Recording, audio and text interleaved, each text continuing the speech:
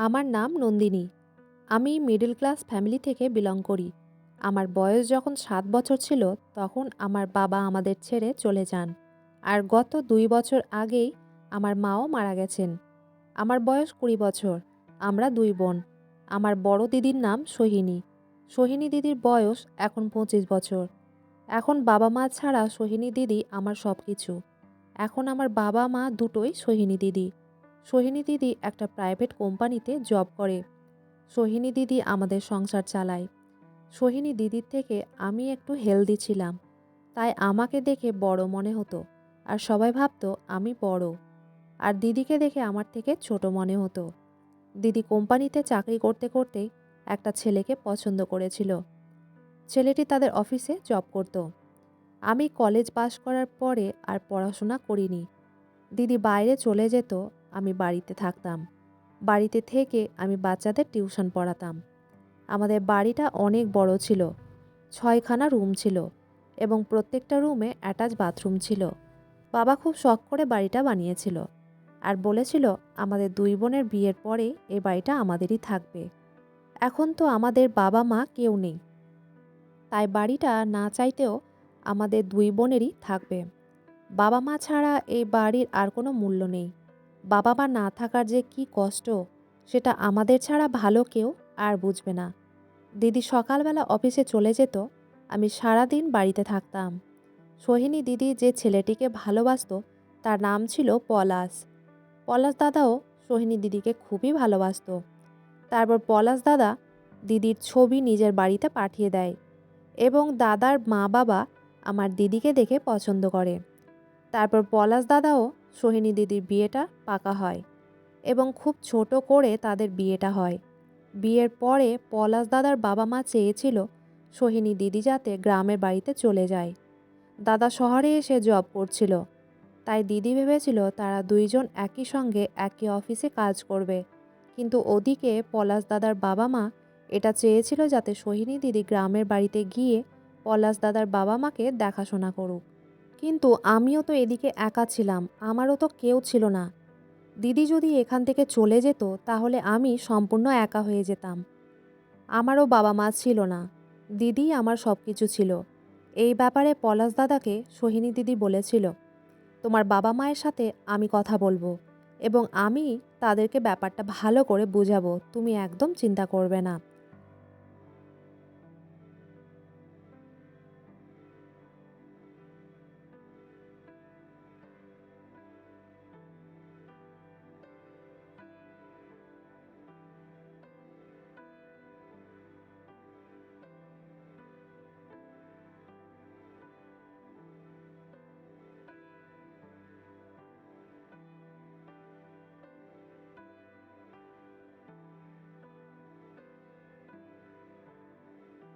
পলাশ আপনাদেরকে এতদিন দেখে এসেছে এবং আগেও দেখবে, আর আমি আপনাদের সঙ্গেই আছি। আপনাদের যখন কোনো অসুবিধে হবে আমাদের কাছে চলে আসবেন। সোহিনী দিদি খুব ভালোভাবে তার শ্বশুর শাশুড়িকে বুঝিয়েছিল এবং সোহিনী দিদির বোঝানোর স্টাইল দেখে পলাশ দাদা খুবই খুশি হয়েছিল। পলাশ দাদা আমাকে ছোট বোনের মতোই ভালোবাসতো। বিয়ের পরে ১ সপ্তাহ দিদি ও দাদা গ্রামের বাড়িতে ছিল, তারপরে চলে আসে শহরে। পলাশ দাদা একটা ভাড়ার ফ্ল্যাটে থাকতো। দিদি যখন ১ সপ্তাহ বাড়িতে ছিল না, আমি খুব কষ্ট করে এই বাড়িতে একাই ছিলাম। বাবা মা ছাড়া একা থাকা যে কী কষ্ট, ওটা আমাদের থেকে ভালো আর কেউ বুঝবে না। সোহিনী দিদি এবং পলাশ দাদা ফ্ল্যাটে ছিল। সেদিন যখন দিদি বাড়িতে আসে এবং বলে, গত ১৫ দিন থেকে আমি তোকে ছাড়া আছি। আমি জানি তোর একা খুব কষ্ট হচ্ছে, তাই তোর কাছে চলে এসেছি। সোহিনী দিদিকে দেখে আমি খুবই খুশি হয়েছিলাম। কিন্তু স্বামী ছাড়া থাকাটাও ভালো কথা না, কারণ বিয়ের পরে সাধারণত মেয়েরা বরের সঙ্গে শ্বশুর বাড়িতেই থাকে। তাই আমিও চেয়েছিলাম আমার জন্য যাতে দিদি ও দাদার বিবাহিত জীবনে কোনো বাধা ও বিপত্তি না আসে। তাই সেদিন যখন পলাশ দাদা রাতের বেলা আমাদের বাড়ি আসে, তখন দাদা ও দিদিকে একটা আইডিয়া দিয়েছিলাম যাতে তারা ভাড়ার ফ্ল্যাটে না থেকে এই বাড়িতেই থেকে যায়। এই বাড়িটা তো আমারও দিদিরই ছিল, তাই আমি ভেবেছিলাম দাদা ও দিদি এই বাড়িতে থাকলে আমারও সাহারা হবে এবং দাদা ও সোহিনী দিদিকে ভাড়া ফ্ল্যাটে থাকতে হবে না। ভাড়ার ফ্ল্যাটটা খুব ছোট ছিল, তাই পলাশ দাদা আমাকে একটা কথা বলেছিল যে ওই ফ্ল্যাটটা ভীষণ ছোট, নইলে তোমাকেও আমাদের সঙ্গেই নিয়ে যেতাম। আমার এই আইডিয়াটা দাদা ও দিদির পছন্দ হয়েছিল এবং তারা তাদের সমস্ত জিনিসপাতি নিয়ে ভাড়ার ফ্ল্যাটটা ছেড়ে দেয় এবং এই বাড়িতে চলে আসে। তারপর থেকে তারা এই বাড়িতেই থাকতো এবং এখান থেকেই তারা জব করত। এইভাবে আমাদের খুব ভালোই কাটছিল। দাদা ও দিদির বিয়ে হতে প্রায় 2 বছর হয়ে গেছিল, কিন্তু এখনও তাদের নিজের কোনো সন্তান হয়নি। এদিকে আমি বাড়িতে সারাদিন কাজকর্ম করতাম ও বাচ্চাদের টিউশন পড়াতাম। যেহেতু দাদা ও দিদি অফিসে চলে যেত এবং বাড়িতে আমি একাই থাকতাম, তাই ভেবেছিলাম টিউশন পড়ালে আমার পড়াশোনার কালচারটা জারি থাকবে এবং এতে আমার একাকিত্ব বোধটা দূর হয়ে থাকবে। আর এমনিতেও বাচ্চাদের টিউশন পড়াতে আমার খুবই ভালো লাগতো। আমি ছোট বাচ্চাদের খুবই ভালোবাসতাম। দিদির বিয়ে হতে 2 বছর হয়ে গেছিল, এখনও আমাদের বাড়িতে কোনো বাচ্চা আসেনি। এবার আমাদেরও নিজেদের খুব ইচ্ছে হয়েছিল এই বাড়িতে একটা ছোট বাচ্চা আসবে, যে কিনা আমাকে মাসি বলে ডাকবে এবং আমি তাকে অনেক ভালোবাসা দেখব। কিন্তু এইভাবেই 2-3 বছর কেটে যায়, কিন্তু দিদি গর্ভবতী হয়নি। বিয়ের 3-4 বছর পরেও যখন দিদি গর্ভবতী হয়নি, তখন দাদা খুব চিন্তায় পড়ে যায়। তারপর তারা বিভিন্ন জায়গায় ডাক্তার দেখাতে শুরু করে, তাতেও কোনো কাজ হয়নি। তারপর পাড়া প্রতিবেশীর লোক যা বলতো আমার দিদি তাই করতো। কেউ বলতো তান্ত্রিকদের কাছে গেলে প্রেগনেন্ট হয়ে যাবে, কেউ বলতো জ্যোতিষী দেখালে প্রেগনেন্ট হয়ে যাবে। যে যা বলতো আমার দিদি তাই করতো, কিন্তু কোনো কিছুতেই কোনো কাজ হয়নি। এদিকে দাদা ও দিদি আমার বিয়ের জন্য চাপ দিত। ও বলতো কতদিন আমি এইভাবে তাদের সেবা করব, আমারও তো একটা জীবনসাথীর প্রয়োজন। আমি পরিষ্কারভাবে দাদা ও দিদিকে বলেছিলাম ততদিন বিয়ে করব না যতদিন না দাদা ও দিদির বাচ্চাকে আমি নিজের কোলে পিঠে মানুষ করছি। বিয়ের 3 বছর পরেও যখন দিদি প্রেগনেন্ট হয়নি, তখন প্রত্যেক দিনই এখানে সেখানে ডাক্তারের কাছে যাওয়া হতো। দিদির সঙ্গে প্রত্যেকটা জায়গায় আমি যেতাম, কারণ দাদা সবসময় যেতে পারতো না, অফিসে ব্যস্ত থাকতো। তাই প্রত্যেকটা জায়গা দিদির সঙ্গে আমিই যেতাম এবং দিদির প্রায় দিনই শরীরটা খারাপ হতে থাকে। তাই দাদা দিদিকে বিয়ের 2 বছর পর থেকেই জব আর করতে দেয়নি। এদিকে আমাদের বাড়িতে পলাশ দাদার একজন আত্মীয় থাকতে আসে।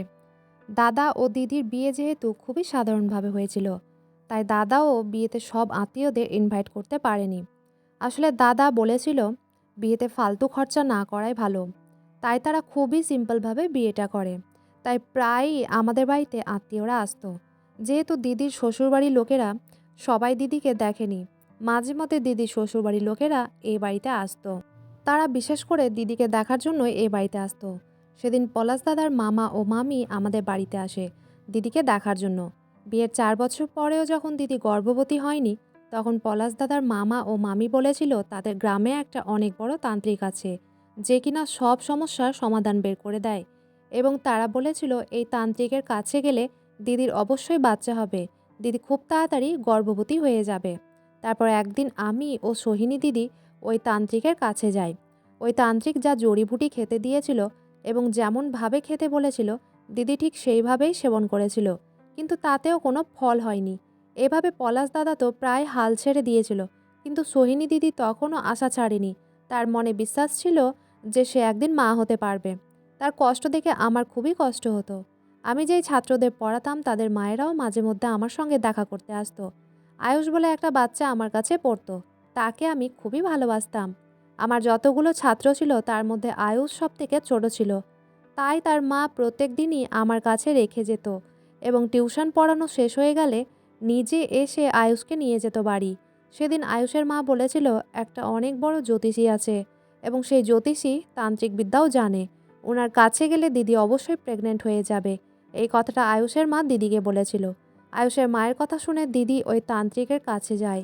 সেদিন আমি দিদির সঙ্গে যেতে পারিনি, যেহেতু আমার অনেক বেশি শরীর খারাপ ছিল। ডাক্তার দেখিয়ে যখন দিদি কোনো কাজ হয়নি, তখন দিদি অন্ধবিশ্বাস করে তান্ত্রিক এবং জ্যোতিষীদের কাছে যেত। সেদিন দিদির বাড়ি আসার পরে আমি জিজ্ঞেস করেছিলাম তান্ত্রিক কি বলেছে। তখন দিদি আমাকে বলে উনি বলেছেন আমার কাজ হয়ে যাবে, আমি খুবই তাড়াতাড়ি গর্ভবতী হয়ে যাব। দিদিকে যখন জিজ্ঞেস করেছিলাম তান্ত্রিক বাবা কি খেতে দিয়েছে, তারপর দিদি যা বলেছিল আমি তো শুনে অনেক বেশি আশ্চর্য হয়েছিলাম। দিদি বলেছিল তান্ত্রিক বাবা লং দিয়েছে, যেই লং আমরা মশলা হিসেবে রান্নাঘরে ব্যবহার করি, এবং কিছু পাউডার ওষুধ জলে গুলে খেতে দিয়েছে। শুধু তাই নয়, লংটাকে প্রত্যেক দিন ঘুমানোর আগে নিজের পুরো শরীরে বুলিয়ে নিতে হবে, তারপর নিজের শাড়ির আঁচলে বেঁধে রাখতে হবে। তারপর ওই সাদা রঙের পাউডার ওষুধ জলে গুলে খেতে হবে। এটা করলেই দিদি নাকি প্রেগনেন্ট হয়ে যাবে। এই উদ্ভট কথা শুনে আমি তো অনেক বেশি আশ্চর্য হয়েছিলাম। কারণ এত বড় বড় ডাক্তার দেখানোর পরেও যে কাজটা ডাক্তারেরা করতে পারেনি, সেটা একটা লং দিয়ে কি করে সম্ভব ছিল? এই মুহূর্তে দিদিকে কিছু বললে সে আমাকে খারাপ ভেবে বসতো। তাই আমি সোহিনী দিদিকে কোনো কষ্ট না দিয়ে তার কথা মেনে নিই। আমি জানতাম দিদি মা হওয়ার জন্য অনেক বেশি এক্সাইটেড ছিল, যে তাকে যে মুহূর্তে যে যা বলেছে সে সব কিছু চোখ বন্ধ করে মেনে নিয়েছে ও বিশ্বাস করেছে।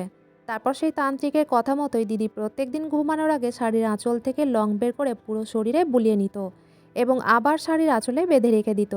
তারপর সেই সাদা রঙের পাউডারটা জলে ঘুলে শুয়ে পড়তো।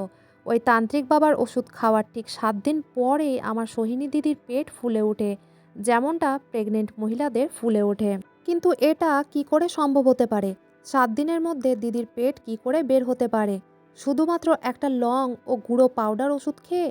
যেই কাজটা এত বড় বড় ডাক্তারেরা করতে পারেনি, সেটা একটা লং কিভাবে করতে পারে? এটা ভেবেই তো আমার অনেক আশ্চর্য লাগছিল। দিদি তো অনেক বেশি খুশি ছিল এবং জামাইবাবুও অনেক খুশি ছিল। দিদির তো খুশির ঠিকানাই ছিল না। কিন্তু আমাকে এই সব কিছু ঠিক লাগছিল না। কিছু তো একটা গন্ডগোল ছিল।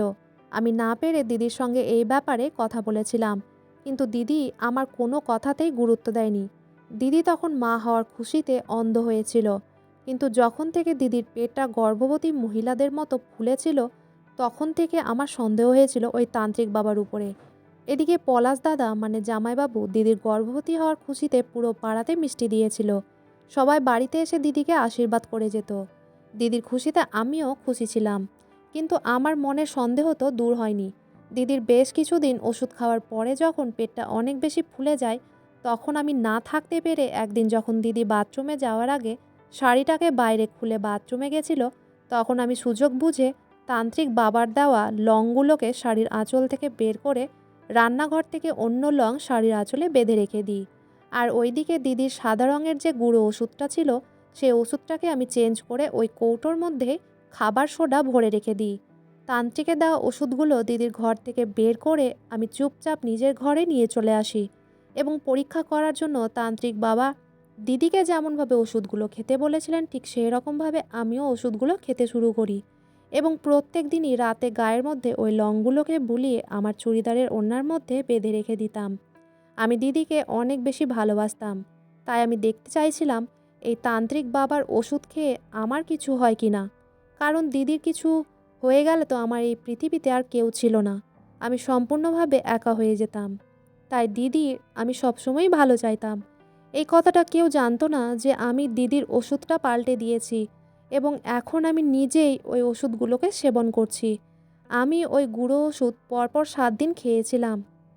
7 দিন খাওয়ার পরে একদিন সকালবেলা ঘুম থেকে উঠে দেখি আমিও প্রেগনেন্ট হয়ে গেছি। কিন্তু এটা কি করে সম্ভব? দিদির ক্ষেত্রে না হয় মানা যায়, কারণ দিদি একজন বিবাহিত মহিলা। কিন্তু আমি তো একজন কুমারী মেয়ে ছিলাম। তাহলে আমি গর্ভবতী কি করে হয়েছিলাম? কারণ আমি কোনোদিনও কারো সঙ্গে সম্পর্ক করিনি। তাহলে আমি গর্ভবতী কি করে হলাম? সেদিন তো আমি অনেক বেশি ভয় পেয়েছিলাম। ভয়ে আমি সেদিন রুম থেকে বেরোইনি। সারাদিন নিজের ঘরেই ছিলাম। দিদি আমাকে যখন ডাকতে এসেছিল, আমি ভয়ে ও লজ্জায় দরজা খুলিনি। এইভাবে বেশ কিছুদিন আমি বাহানা করে কাটিয়ে দিই। কিন্তু দিদি ও জামাইবাবুর সামনে ভয়ে যেতে পারিনি।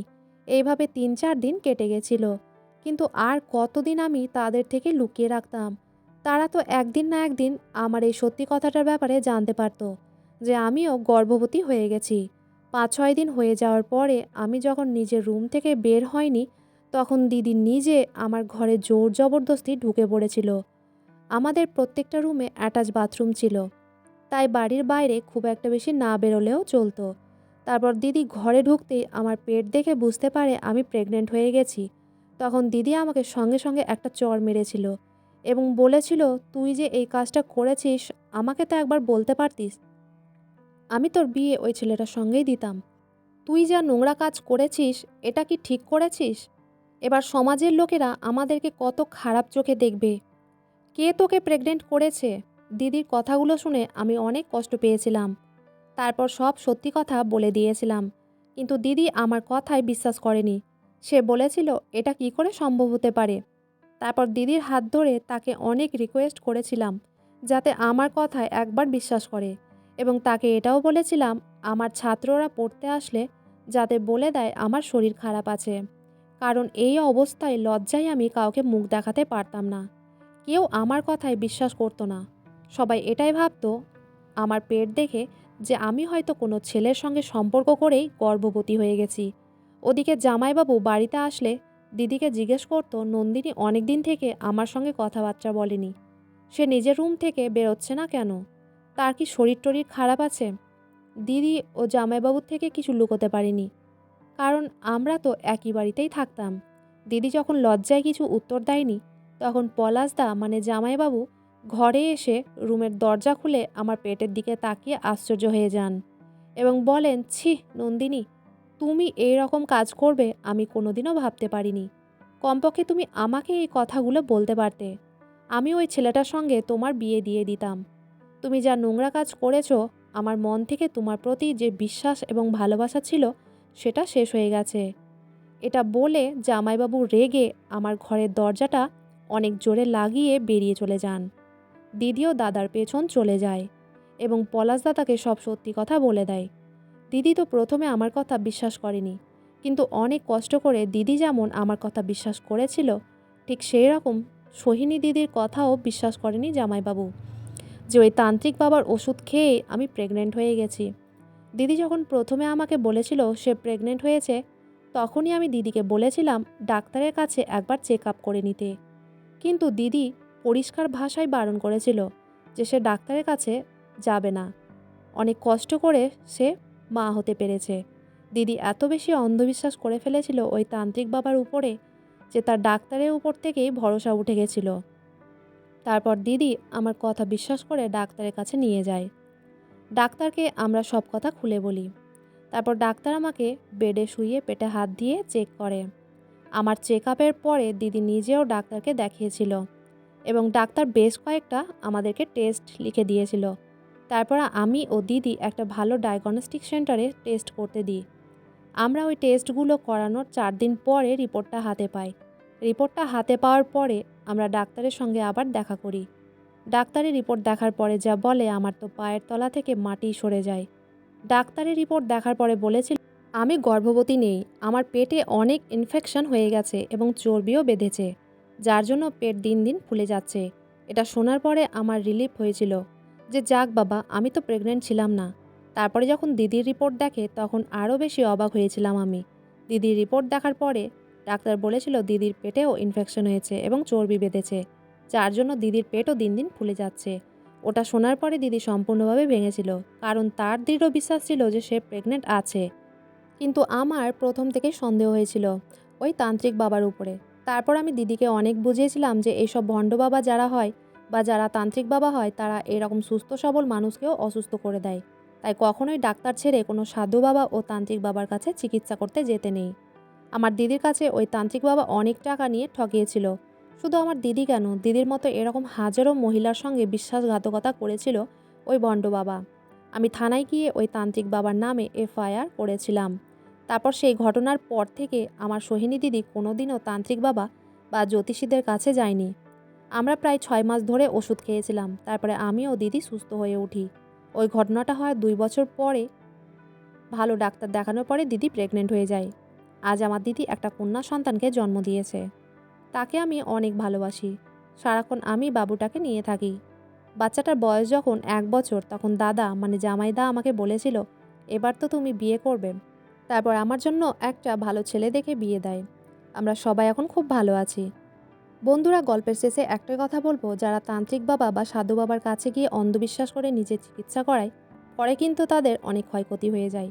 তাই ওই সব ভণ্ড লোকের কাছে না গিয়ে ভালো কোনো ডাক্তার দেখানো ভালো। আজকের গল্পটা এখানেই শেষ করছি।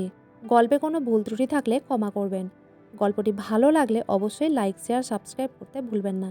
আজকের মতো এতটাই, ধন্যবাদ।